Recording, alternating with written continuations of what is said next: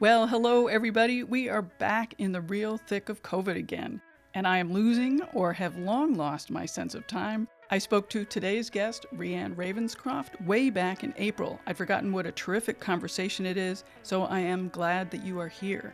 I thought it was an interesting coincidence that Rhian mirrored exactly what last episode's guest, Sarah Axelson, said about how women are often told, as they ask for equity, to be grateful for what they do have. What also struck me talking to Rhian is how often female athletes are doing their jobs training and competing, and additionally doing so much to achieve equity in their sport. Sometimes that work brings great satisfaction and pride, sometimes it's simply an extra burden. Rhian finishes things off by asking all of us to speak up whenever we encounter inequity. Let's meet Rhian. Here today is Rhian Ravenscroft, Vice Director of the Cyclists Alliance, the labor organization representing professional cyclists in UCI Women's World Tour events. Rhian is a corporate and commercial lawyer with 15 years experience. As a Vice Director, she is in charge of working with stakeholders like the UCI, teams, and race organizers on a daily basis. Like everyone who works at the Cyclists Alliance, she is a former racer. Rhian raced competitively from the age of 9 as a runner, triathlete, and cyclist. Welcome, Rhian. I want to give you extra thanks for being here because I know with COVID-19 you are juggling much more than normal, so thank you. My pleasure. Thank you for inviting me. So just to get us up to speed, can you tell me a bit more about what you do at the Cyclists Alliance? Yeah, so I joined the Cyclists Alliance in about September of last year. I've come on board to try and add a bit of my corporate experience to try and shape the strategy, amplify the voice of the TCA, and also come in as somebody from outside cycling. So try and look at things in a different way and try and make a wider reach, really, for the Cyclists Alliance in general, to build on all the excellent work they've been doing. They have been doing excellent work. I'm really impressed. And could you also lay out the current situation for top road cyclists in the world? Yeah, so at the moment, the road cyclists aren't very well represented when it comes to kind of basic employment rights and working rights and things that you would imagine to expect from a professional athlete. So, for example, 61% of female cyclists earn less than £15,000 a year. 84% of riders signed a contract without any legal assistance. Even when they are paid, a significant amount of them have to reimburse their own team for standard services that you would associate with a professional cyclist, for example, mechanical assistance or medical testing. Oh, you're kidding. No, I wish I was. It's 51% have had to do that. Wow. So they're not very well represented in terms of their employment rights, I would argue. And I just feel that they also don't benefit on a commercial basis from the wider sport of cycling. Yeah, they certainly aren't getting the media coverage. No. Like most women's sports, right? A lot of that is marginalised, but I do also think it's incredibly disproportionate for women's cycling as well. We're also going to get into that, but before we do, can you talk about what the organization is focusing on right now? Yeah, so we just totally redefined our strategy to try and make it really clear what we are planning to achieve over the next 2 to 3 years. What we really wanted to do, we set out 7 key milestones and points that we were working on that we saw as a minimum benchmark for success. And those were focusing on all riders earning a minimum salary, all riders to receive maternity leave, all racing and training expenses covered, paid vacation days, all support team members to be qualified, checked and professional, and basic insurance for all riders as standard. And combining that with a universal standardized approach to race safety. I mean, these are all kind of baseline minimum standards you would expect in a professional sport that they don't have in cycling. But also we really wanted to concentrate on amplifying the voice, the united voice of women's cycling, and also the fans of women's cycling. I think a lot of them don't even really know or understand the inequality that the women's peloton face. So it's just getting that wider message out there. That's our aims for the next few years. I mean, one thing that I think about a lot is the work that Billie Jean King did in tennis, a long time ago at this point. And she was so successful with, eventually being able to get all the players on board, or most of the players on board. So what have your experiences been with the riders? Yeah, so the riders we've been working with, and for example, the riders on the Rider Council are all very committed to making change and to making change for everybody in the peloton, not just for themselves. But I think a lot of them as well don't even realise that there's support out there. And a lot of them, I think, also don't realise how bad the situation can be. And there's a significant power imbalance as well, I think. So sometimes people are grateful to have the spot on the team and don't perhaps want to be seen to be standing up or rocking the boat. They don't want to risk that position, which would then have an impact on their Olympic potential, their world potential. There's a lot tied up in it, and standing up and speaking out. So, we're trying to really make clear that it's a united voice and it's a united front, and trying to get the peloton and the wider audience to understand that standing together is a much stronger way to make change, and it's for all of their benefits. Yeah, I mean, I've had the opportunity to look at a lot of sports, and, it's so interesting to see the same tactics used over and over again by the people who have power and, really doing their best to prevent people from speaking out. I think it's genius on their part in some ways. Yeah, it's very much divide and conquer effect. It's probably not just in women's cycling, it's in all cycling, and it's making them feel that they're grateful to have that spot and that opportunity, and that will be taken away. And when you hold all of the cards, it's very difficult for the female athletes to stand up and speak out. Right. So how are the riders reacting to this idea of uniting and being willing to stand up and maybe sacrificing something? Yeah, I think they've all responded very well. The women I've spoken to are all very strong women. I mean, they're all brilliant athletes, committed, they're dedicated to their sport and to what they're trying to achieve. They're very strong women, and together I think they will be a very good united front. Yeah, it's been very well received, but I still think there's a bit of a way to go. We don't have 100% representation in the women's peloton, and that's something we're working on. But yeah, I think it's been well received so far. Great. Since you work so much with the female athletes, the riders, what's their take on all this? Yeah, I think they're frustrated. I think that it's a difficult place for them to be as well sometimes, because they're just trying to do the sport that they love, they're passionate about. To not get paid the same as a man is galling, no matter what job you do, but then to be consistently sort of denied the ability to earn more, because the only way that women's cycling will be commercially more viable is if more coverage is given. If that coverage isn't being given or is being denied, or the same kind of caliber races aren't being put on by the governing body, then you're being denied that ability to try and increase your wages of your own volition. So I just think that it's an incredibly frustrating place to be in if you don't perhaps feel supported by the people who are supposed to be promoting your sport. Right. And you recently received a very nice grant from the Rapha Foundation. Can you talk about that? Yes. And what you're going to be using that for? Yeah, so a lot of that is trying to help us implement the strategy over the next few years, professionalise the TCA. With the work that the original women working on it, Iris and Carmen and Gracie, have done is incredible. And on a very, very small budget, in the low single-figure thousands, they've been achieving this on. So it really helps to kind of professionalise the organisation. It's helped us do some additional hires, to hire somebody for the day-to-day implementation. It's helped us hire an ethics officer so that they can be a one-stop shop really for people coming in with complaints, and also to try and reach a wider audience. It's a really great amount of money. We'll be spending it over the next 3 years to try and achieve all of our goals. That's great. It's really exciting that they recognized you. I think that's one of the big bonuses of a grant like that. Yeah, I think Rapha have done a great job of recognising grassroots organisations, and Rapha are pretty good at spotting trends and change, and they know that the way in which the sport needs to change and move to, and I think they're giving their grants, they're recognising that and trying to help to move it forward. Right. Now, obviously, we're talking during COVID-19, so can you talk about how you think that's going to impact the future of women's cycling? And in particular, I really worry about women's teams and races and coverage and sponsorship being the first to get cut during this time. Yeah, and that is a significant concern, I think, for lots of women's sports. Right. We're trying to think on the positive for it at the moment. I think that any time for any disruption is a time to innovate. So we're trying to concentrate on the positive and really amplify the women in this moment and focus on their stories and show them as athletes. And we're doing that across our social. We're giving them the tools that they need to try and challenge any inequality they see or anything. Say if they're struggling with their contract, we've put out a fact sheet so that we can give them a bit of power so that they can have some negotiation skills and experience when they're pushing back on their teams. But yes, I mean, that is the problems with cycling, and they only last insofar as the money and the sponsorship is there. And you will have seen that the UCI put a statement out 2 days ago, or yesterday I think it was, talking about the future of cycling and the Tour de France and rescheduling the race calendar, and they didn't make any reference to the women's race calendar. So it is a big concern. Yeah, I did want to actually talk about that. I mean, it's so frustrating when that just happens over and over again. And as you pointed out in your tweet about that UCI changing calendar, you've been trying to get them to work with you for a long time. Yeah.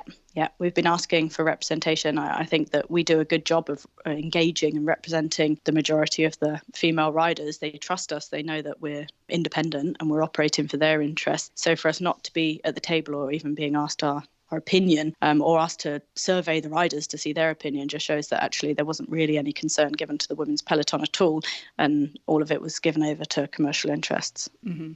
How do you deal with the frustration of working with an organization like that has made it very clear that they're just not interested in working with women? Yeah, I think my way of looking at it is that if they won't engage, then you go out to the wider world and you get them to engage with you. You know, we don't have to follow the same path that men's cycling has followed, and they have to see that the time is changing and they need to innovate otherwise, because cycling in general needs to change, it needs to innovate, and it needs to engage more younger riders coming in. It's competing with lots of other sports that are gaining popularity. If it doesn't change, cycling will not continue. I think the only way to channel when you have frustration is to put it into innovation and trying to think of different ways to do things. I don't think we should necessarily follow the path that the men's cycling has followed. If they won't engage with us, then we will just continue to do what we think is right. We will make our voice as loud as possible, and we will just continue, and we will gather support. We will keep on speaking and keep on shouting until they can't, there's no option but to listen to us. Before I ask you my next question, I want to sort of go over some stats that I found before I talk to you. There are only 2 women on the 18-member management committee of the UCI, 3 out of 19 if you want to include the director general, who is a woman. The 12-member road commission includes only 2 women. And I also, because I'm US-based, I looked at USA Cycling, and they have similar representation, like 2 out of 15. Yeah. How can we expect parity if that's what we're dealing with? And honestly, when I was looking into the numbers, I ended up quite sick to my stomach. Yeah, it's really frustrating when you look at it, because they don't necessarily have to be a woman to be representing the interests of women cycling. But when you look at the kind of demographic of people that are in power and making the decisions, they're not anybody who've ever previously expressed interest in women's cycling apart from a nod to putting it on or dealing with them. There's no genuine interest there in pushing it as a sport. But yeah, it's incredibly frustrating. And you talked about, it sounded like you sort of talked about going around the UCI. What would be the methods of doing that? That's what we're trying to do in terms of amplifying the voice of the peloton, and trying to engage supporters of cycling and fans of women's cycling to shout loudly about it as well, and to call for the governing body to make change and start being having a bit more of an interest and engagement in women's cycling. Other sports have done that really, really well by engaging outside corporate sponsors and genuine grassroots fans. Like women's football did that brilliantly, kind of looking at other sports that have done it well and succeeded in a very male-dominated sport led by a very, male-dominated board, looking to them for examples and trying to follow their trajectories.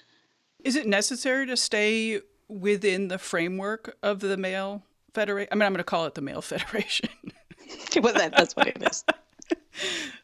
Could you go completely outside of it and start your own federation? Is that at all possible?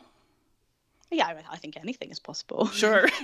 Whether we can pull that off ourselves, I don't know. And whether that is the way to go, I don't know. But I think we need to make enough of a noise about it that does become a concern. Mm-hmm. Because that's the only way that they're going to pay attention. Right.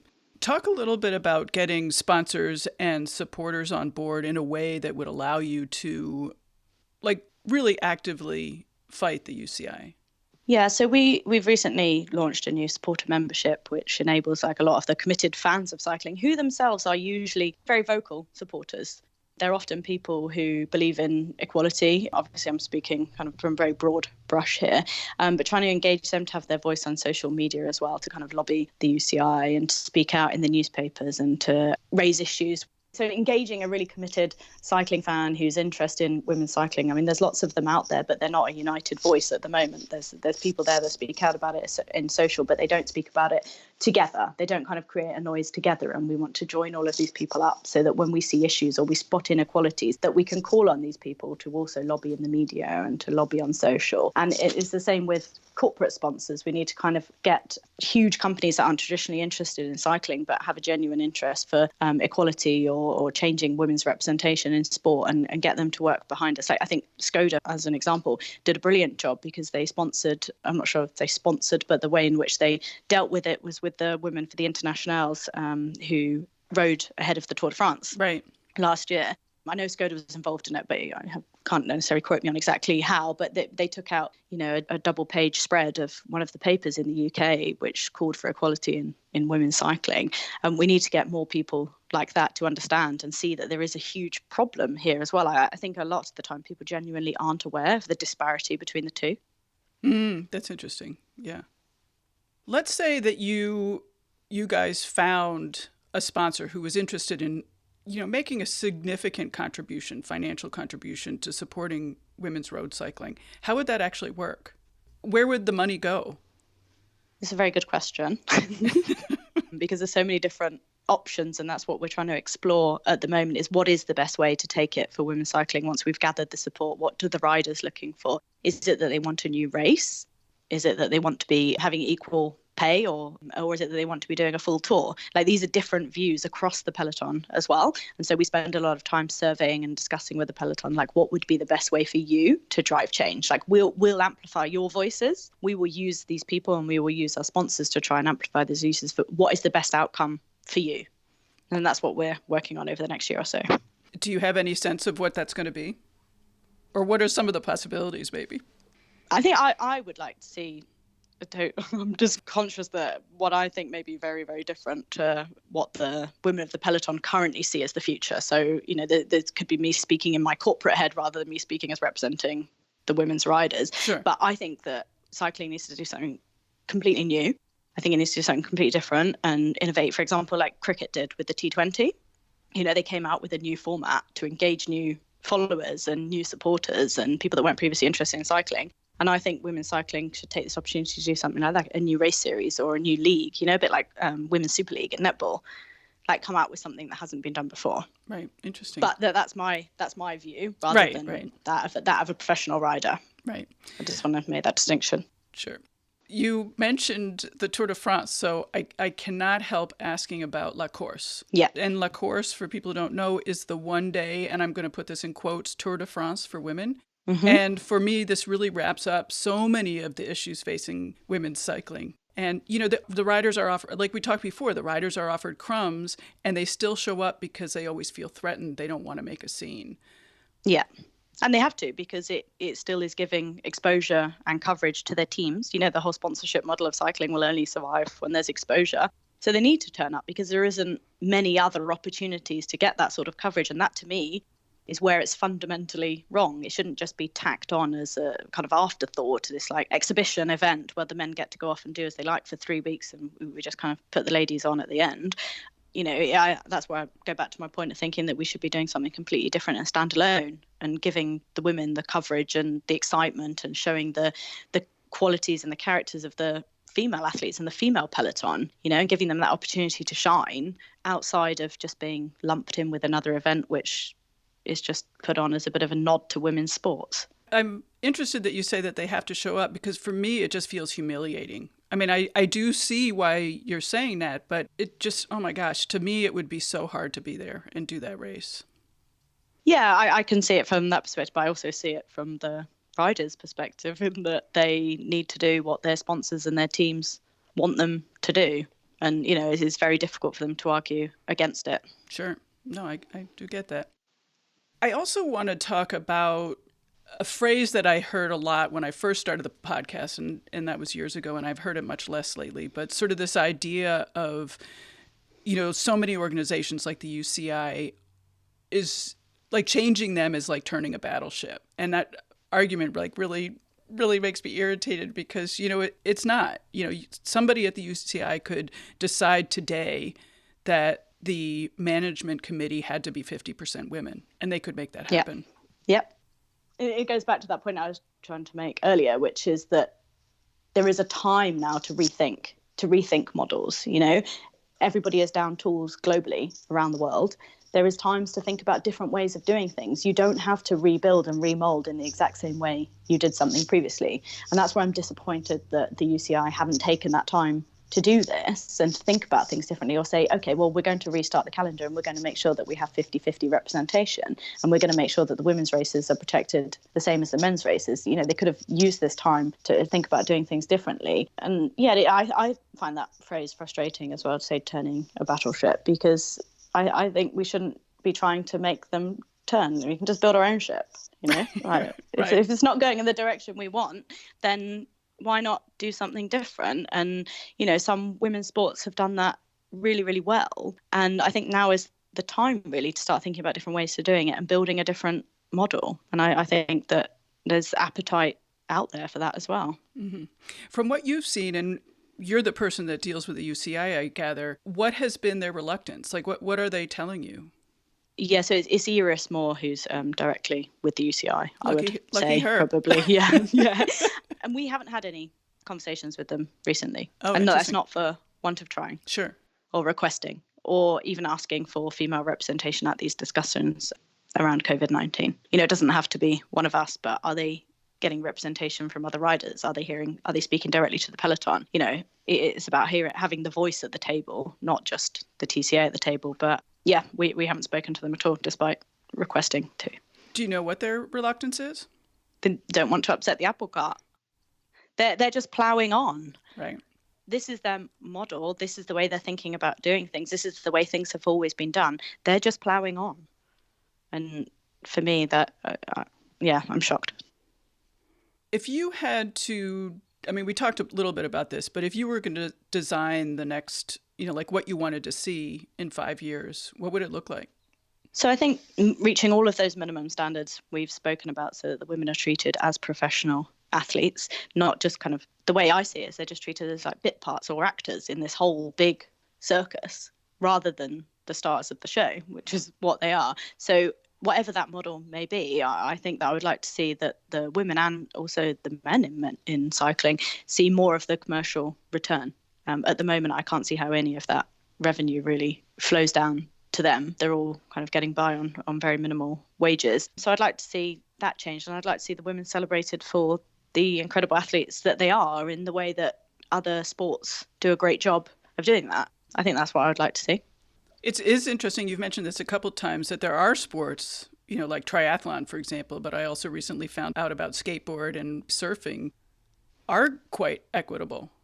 So yeah. Triathlon is a great one, and they've just recently launched a new model. I think it's the Collins Cup, which is a way of distributing the revenue back to the athletes in a bit more. So I think they've done a brilliant job. Women's tennis also, as you say, going back to the Billie Jean King examples, obviously they still have a bit of a way to go, but women's tennis is watched just as avidly as the men, and the coverage given is, I don't know the statistics, but right, the coverage is far more equal compared to women's cycling, when only 4% of cycling coverage was dedicated to women's last year. And there's other sports like athletics as well. I think they do a good job of giving coverage and stories to the female athletes. So yeah, there are examples. It can be done. Yep. What changes have women seen in the last several years? It's still bad, so how has it improved? You guys have done a lot of great work, so I know that it has improved. Iris, when they first started with the TCA, so there wasn't any form of minimum wage, and now there is a minimum wage and maternity rights for women's world tour riders. So that in itself is a significant step. So there is change being made. It's very slow progress, and that doesn't impact the majority of the peloton, but it's a start. Right. So there's definitely some change being made there. But I think there's huge change since they first started the TCA in the wider world, in the wider perception women's sports, and also I think in the way in which people are calling for change in women's sport. It used to be that people sort of said, it'd be nice to see a bit more women's sport, and now people are saying, well, this is ridiculous that there isn't coverage, and we want to see it, and consumers are demanding for more representation of women. So a study done by Women in Sport showed that 6 in 10 people wanted to see more coverage of women's sport. So I think people are being a bit more vocal. So I think there's a wider change and a wider attitude change towards women in sport as well, which is happening outside of cycling. Mm-hmm. What's your greatest frustration? Oh my gosh, there would be so many. But I think that the governing body aren't looking to make change. I find that incredibly frustrating because I think, why would you not want to embrace this opportunity? Why would you not want to generate better revenue by opening out this whole other world of women's sport that you have right at your fingertips? Why would you not want to develop that? I mean, that just shows they're not thinking forwards. They're holding on to their power with a firm grip. Yeah, they're keeping this little pie, great. But I think as COVID-19 has shown, and the vulnerabilities that the cycling pie has discovered as a consequence, is that it's not a very big pie in itself, and actually they could be opening it up and much, much wider. I think I've kind of lost the pie analogy, but I think you see where I'm going with it. Well, I just talked to somebody with the Women's Sports Foundation, and one of the analogies she said on the podcast was from Billie Jean King. And she said, I'm going to switch analogies a little bit, but she said there are two cakes. We're not talking about one cake, and if you add women, that the men are going to suffer. There are two cakes. Exactly. And who doesn't want two cakes? Oh my gosh, exactly. We could probably talk about this for years, I imagine, and it has, the call for change in women's sport and representation of women's sport has been called for a long time. And if you think how long ago it was that Billie Jean King was calling for this, and it still isn't equal. So yeah, go on about it for days, but I do think that there is, like I was saying before, a wide appetite for it now, and I do think the time is now. Other sports have done it very well. Women's football did it very well. They just kept going. They kept calling for change. They kept saying, actually, this is unequal. We want to see more representation. I think we just have to do the same. Yeah. I get very frustrated with how long it's taking. I keep thinking we're so close, and then, it's not. Yeah. It's like one step forward, and then that's it for 20 years. Yes. And yeah, it's really frustrating. And I just find it quite incredible, really, because I do think, everybody knows, as a universally accepted truth, that sport is a powerful thing that can change people's lives. And I just can't believe that there isn't a way of showing women's sport and broadening that story. I don't see why improving women's sport seems to be, like you say, detracting from men's sport. Sport to me has been one of the greatest and most empowering things I've ever done in my life, and it's given me so much confidence. And if you can spread that amongst women and encouraging grassroots sports, I'm sorry, I'm just going off on a totally different angle now. I could be here for hours. I don't know. I love it. That's a nice segue to my next question, which is, what are you doing now to stay physically active? What's your routine? Mostly going out with my daughter on her bike. So she's 3, and we've used lockdown to get her riding her bike without stabilizers. And you just see the joy and the freedom she has when she's riding her bike. And yeah, I think it's quite amazing. So all I'm doing really is just chasing around after her. I'm getting out on the odd bike ride when I can. But yeah, it's quite difficult trying to juggle full-time job, TCA, and a 3-year-old. Yes. Well, and I bet she can be quite speedy, so you might be getting a pretty good workout.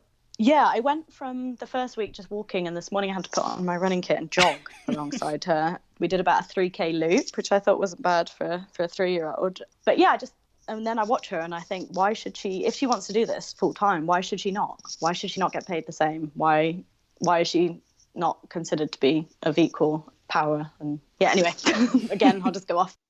Do you have any words of wisdom or advice for young kids? It would be to find a sport that you love. It's not just cycling, but I think that there is a sport out there for everybody. Because it builds a great community. It's incredibly empowering. You learn so much from it. So it would be, just find a sport, and hopefully at some point in the future, if you are a girl, you will get paid the same for it and you will receive equal coverage. But just keep on going. I like it. One more time, I'm going to ask you if there's anything that you want to add before we wrap up. This has been really terrific. No, I guess it would just be join us, call for change. Anybody can make change. I do genuinely believe that just by taking a small step every single day, everybody can affect change. So yeah, join us and help us, because equality is for the betterment of everybody, not just the women. How can listeners do a lot of that work? What would you like them to be doing? Join us as a supporter. You can join us for 35 years, become a member, but also appreciate it's a very difficult economic times for everybody. So you don't have to be contributing financially. You can just be being vocal about it, speak up every time you see inequality. It doesn't just have to be in a kind of cycling or sporting capacity. Every little bit helps. Great. Well, thanks so much. I really appreciate it. Thank you. Thank you very much. Bye-bye. Bye. Thank you so much for listening. Share this episode with friends so more people can discover these amazing athletes. You can find us on Instagram, Twitter, and Facebook at Hear Her Sports. Also, make sure to check out the show notes and the website at hearhersports.com. Please be safe and healthy. For those of you in the U.S., please register to vote and send in your vote by mail application if you are planning on voting that way. Till next time, bye-bye. It's because I just get carried away because there's so many different things I want to talk about.